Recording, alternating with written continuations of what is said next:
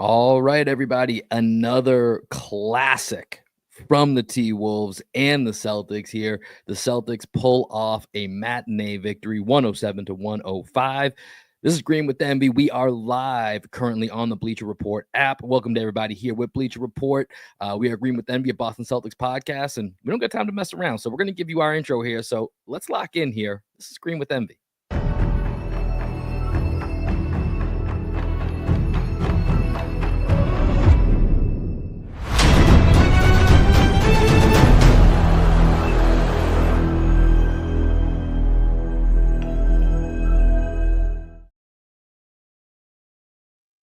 What up, what up, what up? Welcome in to those of you joining us here for a Green with Envy post-game special following the Celtics 107-105 victory over the Minnesota Timberwolves. We are live on the Bleacher Report app. Appreciate everybody that is tuning in right now. As you guys are getting settled in, go ahead, get your comments in the chat, get the chat blowing up here. You guys got any questions, make sure you put them in there. We'll try to get to them. My name is Will. I'm one of the hosts here of Green with Envy. How you doing? How you living? And of course, joining me as he does each and every time, my best friend, co-host, and the coach of our podcast, the one and only Greg Manakis. And Greg, Celtics, Wolves, I believe both games end up in overtime last year. This year, I just texted you as Wolves were going to get one last shot. Feel it in my bones that we're going to get overtime, but not to be today. Celtics walk away with a 107-105 victory. Kind of a classic Sunday matinee that has a little bit of a weird feel to it, and it's kind of up and down. But what was your first takeaway here from this game? Let's start at the end, and then we can kind of retrace our steps back to the beginning of the game. The Celtics fourth quarter offense, they seem to be, trying to go at Rudy Gobert a little bit. The last couple of possessions, they were hunting him. Jason Tatum ends up getting to the rim, kicks out to Al Horford. Horford kind of gets caught in the hockey assist, didn't know which guy to throw it to, the corner or the top, ends up shooting that 3-pointer. Then Jalen dribbles down the clock, gets Rudy Gobert out on the right wing, gets a wide open 3-pointer, front rims it. Can't really complain. With Jalen being as hot as he was from three, you still like to see, trying to get to the basket a little bit more in that situation. But, end of clock situation, what can you do? What was really interesting was what the Wolves decided to do coming out of that timeout. We were texting back and forth. You said you thought it was going to go to overtime. I said I thought that they were going to play for the win and go for the three. And, Scal on the Celtics broadcast drew up pretty much exactly what the Wolves tried to do, having DiVincenzo in the corner, Anthony Edwards start on the baseline and kind of work his way up to the top, getting to his left hand. I thought Jaylen Brown played phenomenal defense on Anthony Edwards anytime they were locked up in ISO, forced him off the 3-point line. You could tell that Ant was kind of making his way to that left wing to shoot that step back three. And Jalen just stayed on the high side. He was like, I am not allowing you to shoot this step back three. You're going to have to go to the basket and either make a play at the rim or you're going to have to kick it out.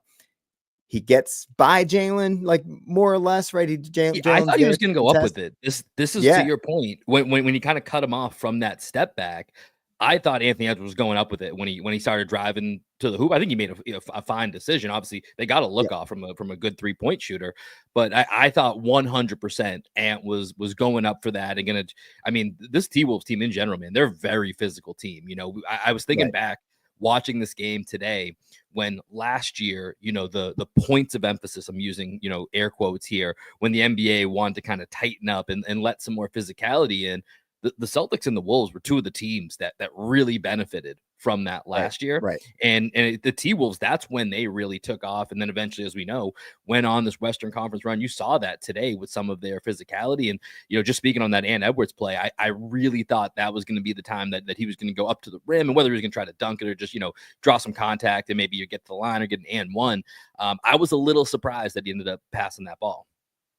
Yeah, and then he makes a pass that's a little off time, off target. I'm not sure if the guy in the corner, I don't know who it was, maybe McDaniels, wasn't really ready for it. Was it DiVincenzo? No, it might have been McDaniels. You might be right. It might have been McDaniels. Yeah, I think it was McDaniels. I think DiVincenzo was in the other corner. And then pass the ball to Naz Reid, just gets a 3-pointer off. I almost texted you right before that play. I was like, I'm feeling a Naz Reid shot at the end of the game. And that's what happened. But the Celtics end up coming away with the victory, hard-earned victory. This is the team that we thought if it wasn't going to be the Nuggets last year, we said it was going to be the Wolves in the finals. And this was my first real look at the T-Wolves after the Karl Anthony Towns trade. So my question to you before we kind of go back to the beginning of the game, what were your initial thoughts on seeing the Wolves against the Celtics sans Karl Anthony Towns? My main takeaway is it still just doesn't fit, but there's definitely opportunity. I was trying to figure out because all game it felt like whatever lineup they had, it felt like it worked for a little bit. Then all of a sudden it really didn't work, and they had to go to find something else. And it was trying to find consistency throughout this game for the Timberwolves, which I think was probably their biggest issue because Rudy Gobert, who, neither one, I mean, listen, he's a great defender. He's won 4 defensive player of the years. Like, he was a big problem for the majority of this game. I know you talked about like the Celtics kind of bringing him out on the perimeter with different Derek White and Jason Tatum actions. But, he ends up with 20 rebounds in this game, 8 offensive rebounds. You look at that first half, the Celtics had, I believe it was either 14 or 15 made threes and 4 2-point field goals in the first half, shot 39% from the field. I think they shot like 42% from 3, but 39% is what they shot overall. And I don't think, I'm trying to see if it's still the case here. Yeah, Rudy Gobert somehow didn't register a single block in this game, but I thought in many different stretches, he was a huge deterrent at the rim, and the Celtics missed a bunch of shots going to the rim. So looking at this T-Wolves team, and another big part was the Celtics getting Jaden McDaniels in foul trouble throughout the night, right? Like that was really big because typical Jaden McDaniels performance. Yeah. And Nickeil Alexander-Walker's like, I like Nickeil Alexander-Walker, but the biggest issue with him is the Celtics can bring him in the post, right? And you saw Jaylen Brown, Jason Tatum go at him in the post and get those type of buckets.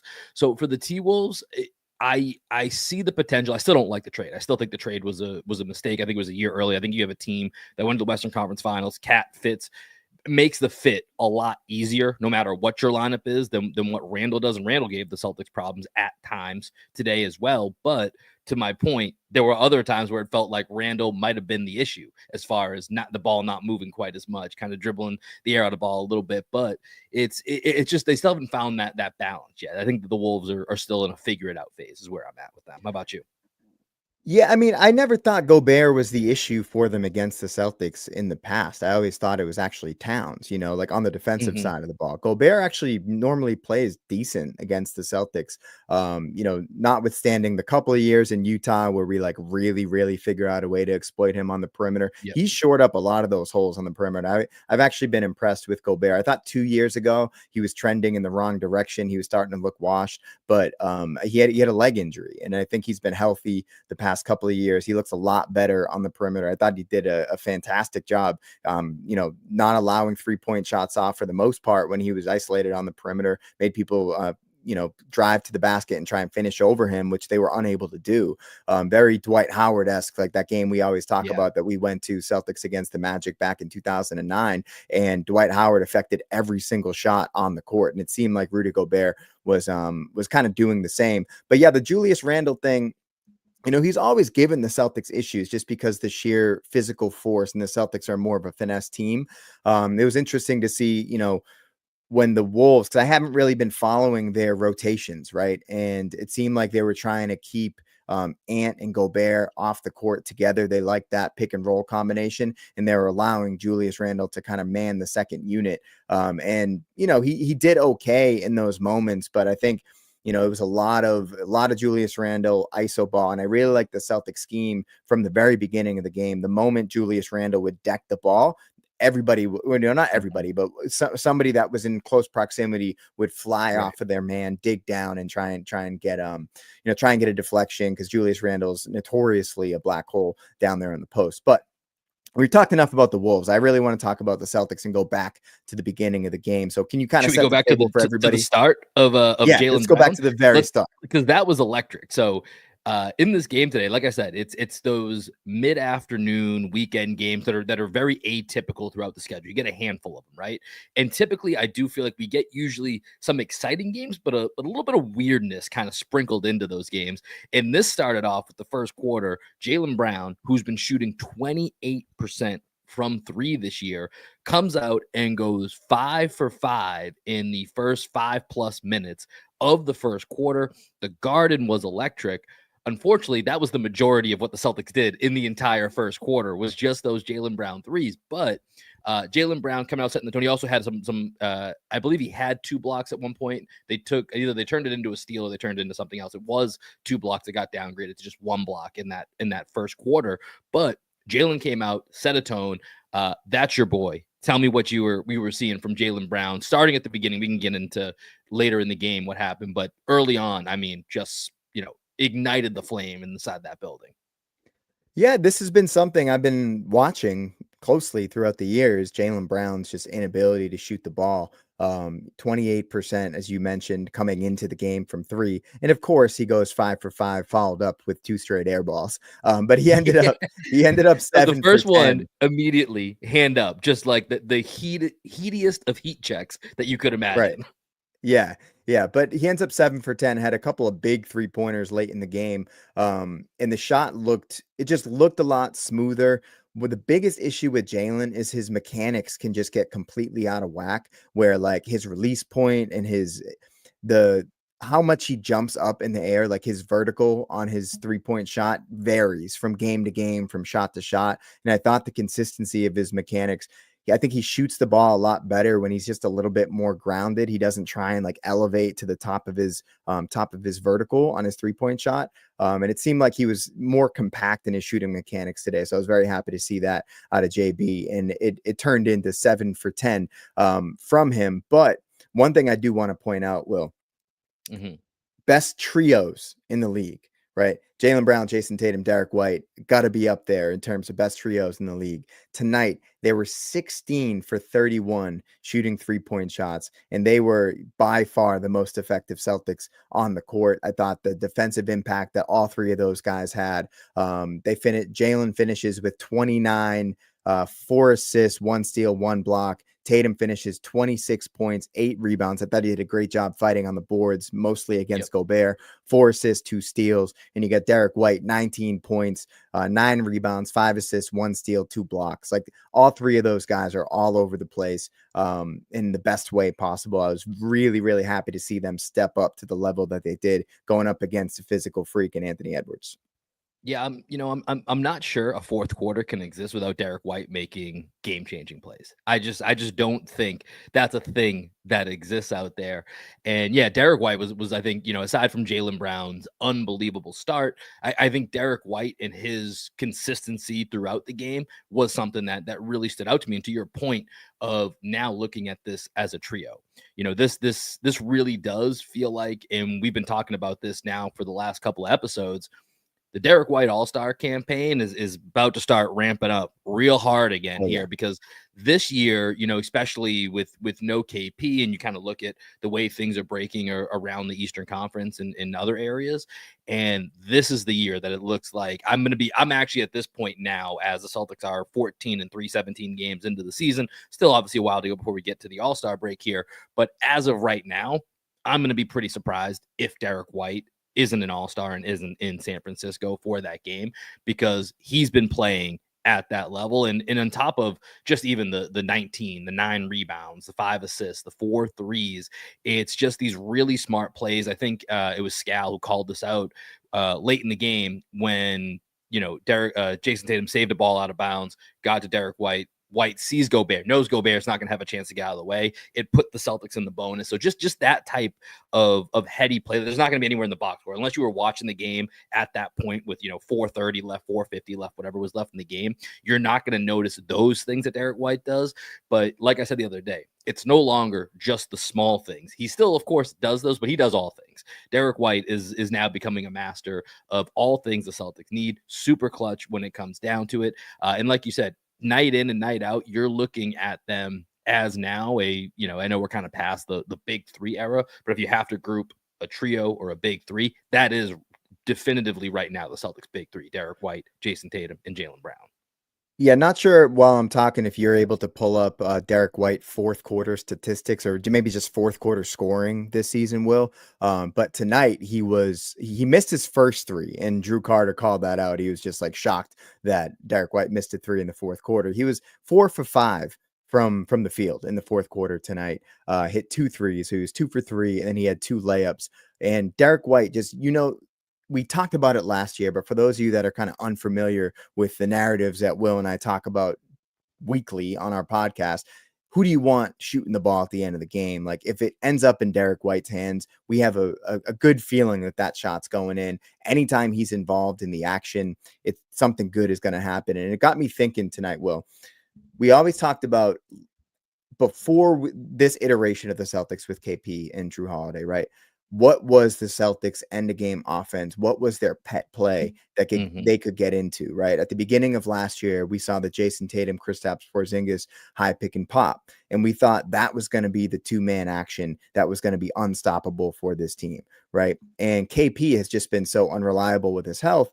We've had to figure out other ways to manufacture good offense down the stretch. Last year they went to that horn set, the chin actions, with a lot of Jason Tatum, Jaylen Brown, and Derek White involved in that kind of triangle right there at the top. And this year they've kind of abandoned the horns, and what they've gone to is just straight up Jason Tatum, Derek White, regular pick and roll or inverted pick and roll, whatever it is. That's the end of game offense that they know they can get to. And I'm so happy that they've landed on this as their fourth quarter crunch time offense, because when the possession starts in Derek White's hands, I always feel a lot better about it. So I've got those numbers pulled up that you were looking for here. So right now, Derek White's scoring in the fourth quarter at 4.8 points per game. That's third on the team behind Tatum at 6.2, Jaylen at 6.8. But what really sticks out to me here is in that fourth quarter, Derek White shooting over 2 threes per game in the fourth, and he's shooting 48.4% from three.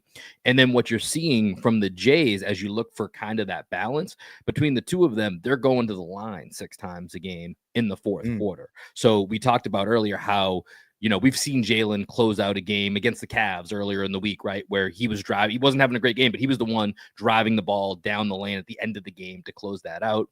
I think in this fourth quarter at times, we talked about Jaden McDaniels being in foul trouble. They went to getting Nickeil Alexander-Walker on the block, whether it be Jaylen Brown or Jason Tatum.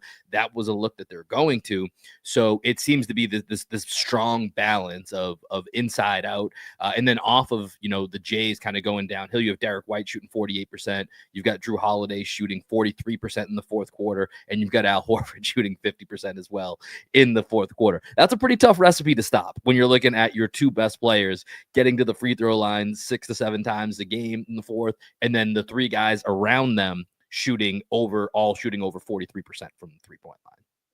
Right. And coming back to that big three, the trio of Derek White, Jaylen Brown, and Jason Tatum, just in the fourth quarter tonight, Will, they were 9 for 15 from the field between the three of them. Yeah. Right. I'm pretty sure they had all of the Celtics baskets in the fourth quarter, because Holiday and Horford did not hit a shot in the fourth quarter. Who would be the other guy? Maybe Pritchard got a look. Pritchard missed his one shot. Sam Hauser hit one shot in the fourth quarter. He had a putback. Yeah, good rebound tonight from Sam Hauser, by the way. I wanted to talk about that. Yeah, Sam, I was really impressed with Sam, in a game with so many great athletes, right? With Anthony Edwards, McDaniels, Nickeil Alexander-Walker, Gobert being as big as he is, Randall being, the bully ball type, Naz Reid being close to 7 feet. I thought Sam Hauser, these are the games in the past where he would have just been unable to hang athletically with the other guys on the court. But I thought he did a great job just like reaching the potential of his athleticism in this game, that big putback that you just mentioned, and then just in general, his ability to help down off the perimeter and crash, because Gobert, although he had 20 rebounds, the Celtics were doing everything in their power to gang rebound. I thought I was just impressed with his effort, man.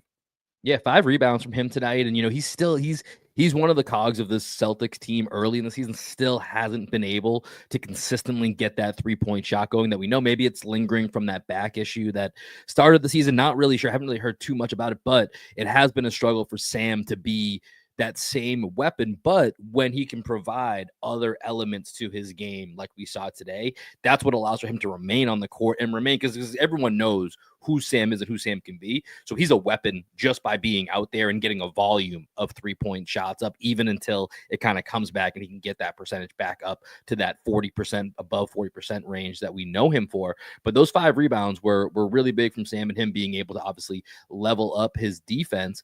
Another element I want to talk to you about today was Xavier Tillman. Xavier Tillman got the call over Neemias Queta today.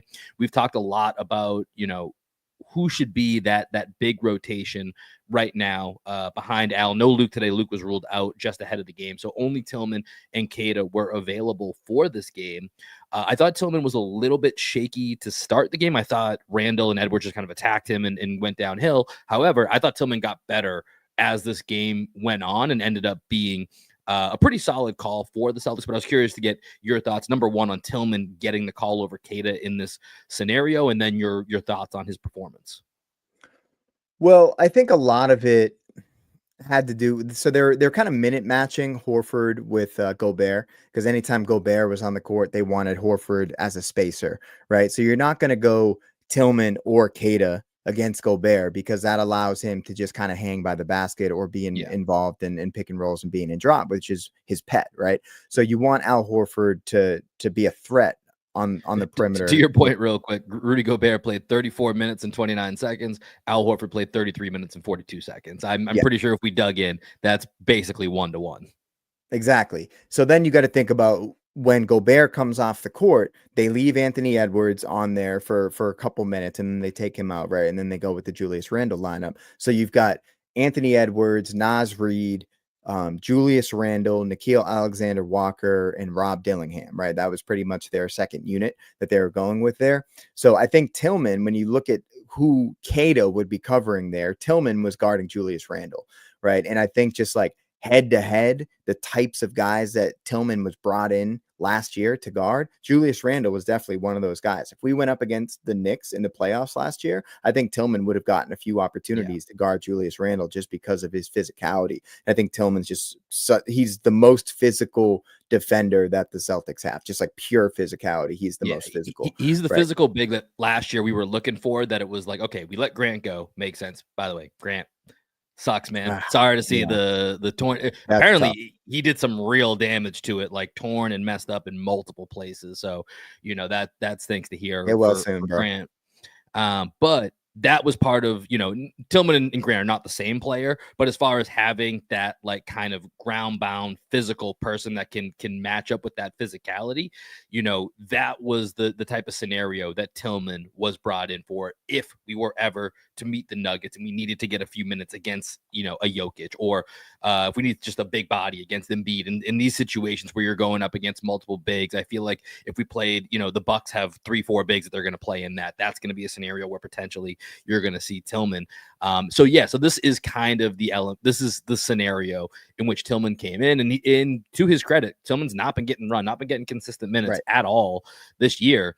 And like I said, I didn't think his first stint was great, but I think throughout this game, and even in that stint, after we got through the first couple, I thought it became a much better effort from Tillman. And, it's another game where it's high minutes for Horford. Of course, it's a back-to-back, so he's not going to play tomorrow when the Celtics play the Clippers, and then they have 3 days off before they play the Bulls in their NBA Cup game on Friday. So that's also, I'm assuming, probably factored into Joe's minute distribution, as usually Horford's more in that 25 to 28 range per night. But tonight, going 33, like you said, matching Gobert 1-to-1. Something I'm curious about, Greg, I want to know, what were your thoughts on, this game? First of all, T-Wolves, Celtics just seem to bring it. Really fun matchup. They've got a lot of like X's and O's. It's a chess match out there when these two are playing. So I am curious, Anthony Edwards, he's the rising star of the league here, ends up with 28 points, 9 rebounds, and 7 assists. He was 6 of 11. He's really upped his 3-point volume in this particular season. 6 of his 9 made field goals came from the 3-point line.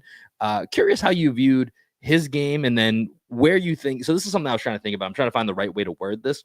Where is Anthony Edwards in his career trajectory as compared to the Jays? And you can talk about whichever one you think he's going to be more emulating.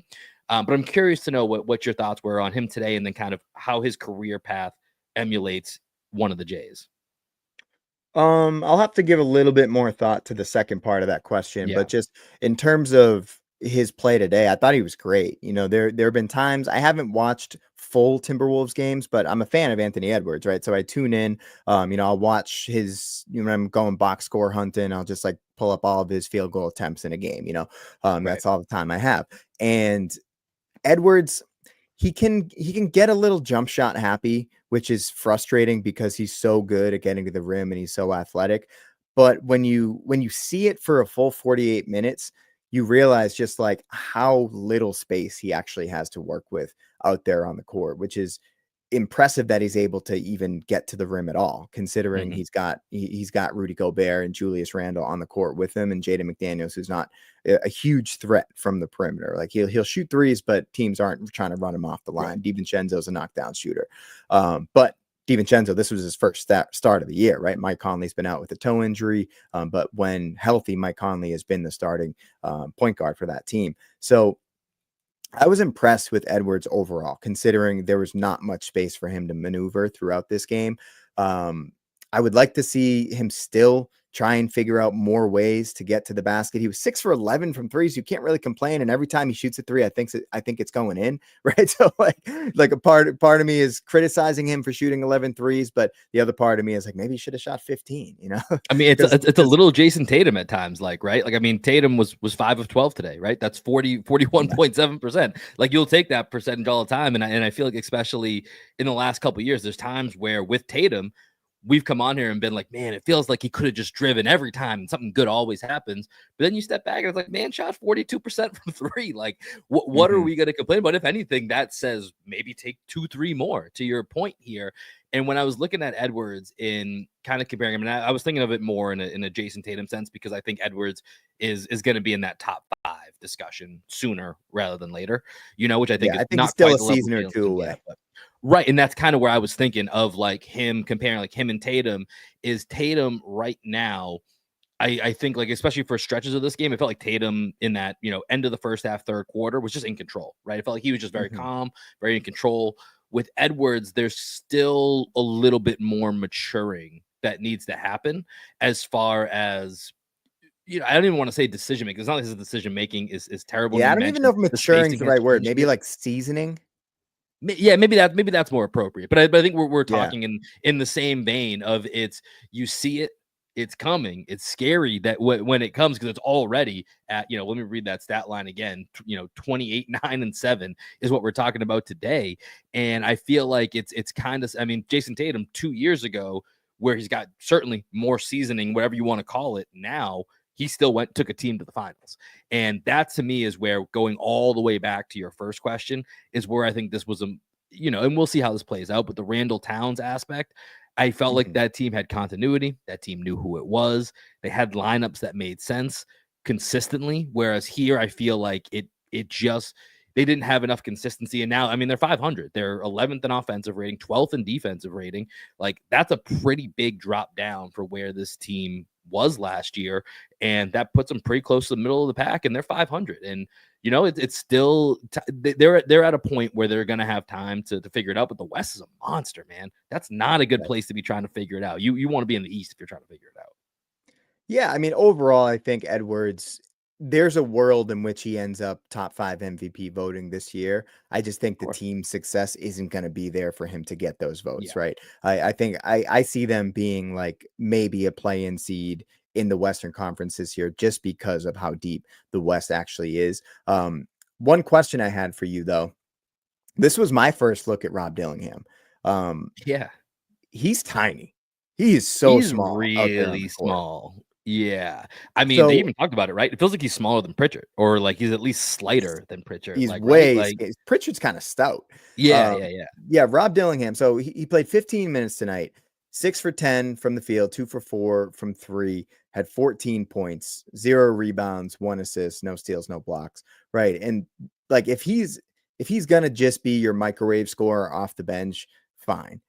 But considering they gave up 2 first round picks to get into that, number 8 spot this year to get him, when you look at the guys that have been successful this year in the rookie class, and you've got Jared McCain, for example, Dalton Yeah. Knecht, for example, like these guys that were drafted in the mid-teens, and then you look at Dillingham trading 2 first-round picks to get that such a niche player where he can only be successful as a ball dominant player who can't play any defense that the Celtics were hunting the entire time he was on the court. He's a rookie. He hasn't played much this year. He's going to have time to grow. They're going to have time to figure it out.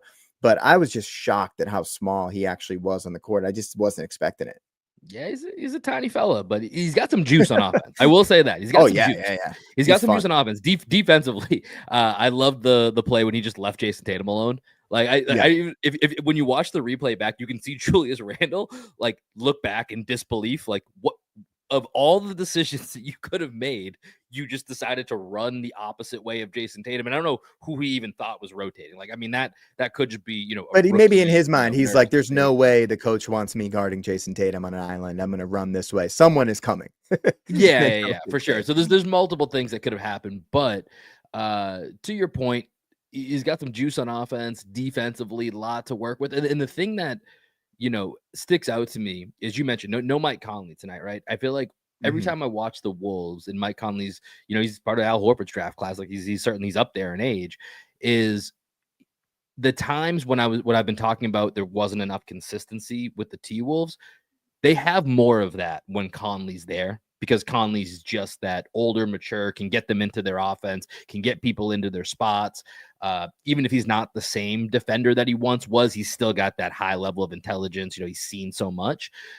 That feels like something that they're missing. And while Rob Dillingham could be their guard of the future, he's certainly not that, right? Like, he's a score first point guard, and maybe he can develop more into a facilitator, but it feels like that or guys that can shoot like Dalton Knecht and Jared McCain that you mentioned, like those feel like, and they're bigger, those would have been kind of the guys that probably would have made more sense. So it's really interesting when you think about it from that perspective, that you can feel something missing when this team doesn't have a floor general with Mike Conley. I thought that was the case last year as well. Really surprised that they didn't find a way to maybe go after a guy like Tyus Jones in the offseason, who was just kind of sitting there for anyone to kind of go grab. That feels like that would have been a perfect fit as a backup point guard, and potentially, whatever the finances look like, be able to slot him in down the road. But yeah, fun game. Celtics Wolves never seems to disappoint. Celtics got a back-to-back. They'll be home against the Clippers tomorrow night. And then 3 days off. They get Thanksgiving off, and then an NBA Cup game on Friday afternoon. Greg, Celtics will know their fate by the end here, so let's just end on this. NBA Cup. Celtics are either going to have to win and get in as far as advancing if the Cavaliers beat the Hawks. If the Hawks beat the Cavaliers, they got to beat the Bulls, and they got to beat the Bulls by a hell of a lot of points just to see what happens and try to get that wild card spot. How are you feeling about the Celtics NBA Cup chances come Friday? I mean, I'm going back and forth in my head. Just, do I want the Celtics to make it to Las Vegas and play an extra game that's like playoff intensity? And I don't think they necessarily need to. Like, they've proven what they need to prove. They won the NBA championship last year. Yeah. I don't really care if they make it to the NBA Cup Finals. If they hadn't won the championship last year, part of me would have been like, oh yeah, we need to get that big game experience. Yeah. But we don't need to do that. So, I mean, I'm a Celtics fan, so I'm going to want to watch the Celtics in every big game that there is, and the NBA Cup Finals would be a big game. So I'm rooting for them to make it, but I just don't know if I really even want them to be there just because of health and all that. But yeah, I'm interested to see them against the Bulls. The Bulls have an interesting team this year. I think the Kobe White, Zach LaVine, Lonzo Ball, Josh Giddey, like all those guys can play a little bit. Pat Williams, I've always been a fan of him. Vucevic, not really a fan of him, but he's one of those guys. Yeah, he's having a good year. Keep an eye on, like, they're going to be a team that other contenders are going to try and like pick some pieces from. Right. So like, that's kind of how I'm watching this game against the Bulls on Friday. Like, who's someone that's going to get taken away from the Bulls and added to the recipe of another who could be a PJ Washington from last year that you're watching, right. How he plays on the Hornets against the Celtics, but you end up in the NBA Finals against him. Yeah, exactly. I like that. That's a good way to view that game, and we'll know what it takes for the Celtics to come out of NBA Cup group play at that time. But on that note, Appreciate everybody joining us here on Bleacher Report that's watching this now. If you're watching some of the clips that cut up when they come out later, we'll be back here on the Bleacher Report app after that game against the Bulls. So go do some shopping, come back, watch the Celtics and Bulls in the NBA Cup, and then come lock in with us here at Green with Envy. That's going to do it for this episode here. Appreciate everybody tuning in on Bleacher Report and across all of our Green with Envy socials. If you guys do want to come check us out, Green with Envy, a Boston Celtics podcast. Come check us out, Spotify, Apple, wherever it is that you listen to podcasts, as well as you can subscribe to us on YouTube. Follow us on all of our socials at Green Envy Pod. Appreciate y'all joining in here. Enjoy the rest of your Sunday, and we will catch you guys later. Deuces.